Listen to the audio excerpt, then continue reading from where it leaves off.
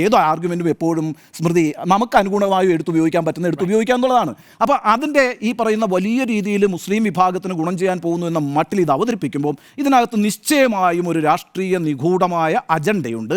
ആ അജണ്ടയെന്ന് ഞാൻ പറയുന്നത് വഖഫ് ബൈ യൂസർ എന്നുള്ളത് എടുത്തു കളഞ്ഞുകൊണ്ട് ഇനിയിപ്പോൾ ഏത് ഷൈൻസിന് മേലിലും ഒരു ക്ലെയിം വന്നാൽ അത് നിയമപരമായി പിടിച്ചെടുക്കാൻ പാകത്തിലേക്ക് ഈ കാര്യങ്ങളെ മാറ്റിയെടുക്കാനുള്ള അതിശക്തമായൊരു നീക്കമാണ് ഈ നടന്നിരിക്കുന്നത്.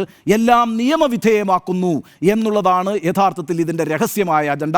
കേരളത്തിൽ അവർ ക്രിസ്ത്യാനികൾക്ക് വേണ്ടി കണ്ണുനീരൊഴുക്കുന്നുണ്ടെങ്കിൽ ക്രിസ്ത്യാനികൾ ഇന്ത്യയിൽ ഏറ്റവും കൂടുതൽ ആക്രമിക്കപ്പെട്ടിട്ടുള്ളത് സംഘപരിവാർ സംഘടനകളിൽ നിന്നാണ്. അവരേറ്റവും കൂടുതൽ അവരുടെ പള്ളികൾ ഏറ്റവും കൂടുതൽ തകർക്കപ്പെട്ടിട്ടുള്ളതും സംഘപരിവാർ സംഘടനകളിൽ നിന്നാണ്. അതുകൊണ്ട് ഇവിടെ കേരളത്തിൽ അവരൊരു രാഷ്ട്രീയം കളിക്കുന്നത് ഭിന്നിപ്പിൻ്റെ രാഷ്ട്രീയമാണ്. ദേശീയ തലത്തിൽ അവരുണ്ടാക്കാൻ പോകുന്നത് ചെറുതായിട്ടുള്ള വലിയൊരു ഫോർവേഡ് പ്ലാനിംഗ് ഉണ്ട്. വളരെ ഫോർവേഡായിട്ട് കാര്യങ്ങൾ ആലോചിച്ച് പലതും പിടിച്ചെടുക്കാനുള്ള രഹസ്യമായ അജണ്ട ഈ പറയുന്ന വഖഫ് ബില്ലിൻ്റെ പിന്നിലുണ്ട് എന്ന് തന്നെയാണ് എൻ്റെ വിലയിരുത്തൽ.